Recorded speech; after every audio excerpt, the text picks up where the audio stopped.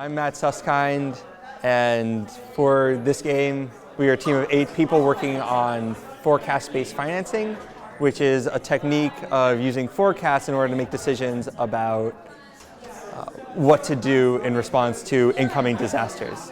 Currently, a lot of techniques are we're going to build long-term protection for cities in terms of dams or disaster preparedness, or after disaster happens, we will react to the disaster. But there's not a lot of work done in terms of we see that there's a 50% chance of disaster within the next week. Let's start mobilizing to prepare for that. And part of the reason for that is because if the disaster doesn't happen, you end up wasting money. But if you actually do an analysis, you'll realize that the money that you waste is actually way less expensive than trying to make up for your lack of preparedness after the fact. So Paulo had come in from the Red Crescent Climate Center, and he pitched a couple of different concepts that they wanted games around in order to educate either members of the Red Cross or people out in the world who they wanted to show these different ideas to. And so what he showed us was actually just a PowerPoint with a couple of different slides where on each slide was a different concept. Ours was forecast-based financing, but then there were also ones like cholera or Ebola or preparing for heat waves, things like that. And so he gave us a quick pitch of this is what the concept is, this is who we want to educate with this, and these are some of the characteristics that we think are really important. And we weren't assigned to any topics. He put those topics up on the board and let teams form around them depending on what you were interested in. And so beyond just the idea of this is forecast-based financing and this is how it works and who we want to teach it to, we got no further instructions. Pablo did come in throughout the class to teach us a little bit more about who we would be talking to or to work over the ideas that we had been exploring, but on the whole, we just got the general topic and came up with the game ideas on our own. One of our biggest challenges was with forecast-based financing. It's an understandable topic, but it's sort of abstract, and it doesn't quite lend itself to a game.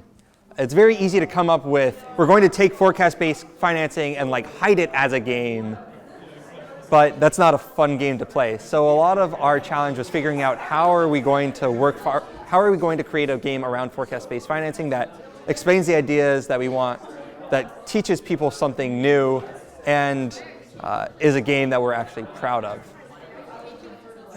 Another compounding factor was that originally our target audience was policymakers, which was a very difficult audience because they don't generally play games, which meant that we are starting with trying to teach them everything from scratch, whereas when you're creating for somebody who has experience with video games, you can take a lot of things for granted, that they're going to know how to drag and drop things in order to change things, or what the various sort of design ideas you're using actually mean to them.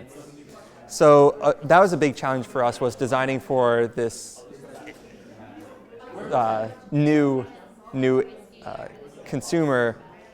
And we also had a lot of design challenges with getting the forecast-based financing game to work. And the way that we approached it at first was by creating a whole bunch of different prototypes of a lot of different types of games and trying them out with people, seeing what they understood, what they liked about them, what didn't work, what they learned from them, which was really good in terms of exploring different ideas and learning more about the subject area. But it created a new difficulty in that we were all over the place for the first couple of weeks of the project. We got to the point about halfway through, we had about 8 weeks to do this project, I think, and halfway through, we still didn't end up with our final idea yet. Instead, we were exploring all these different ideas and pulling various parts of them in order to make our game. And then we realized that our game lacked a coherent vision. We had been working on a couple prototypes. We didn't like any of them. It didn't feel like players had a connection to them, both in terms of what was happening in the game, but also a mental connection of I understand exactly what's happening here.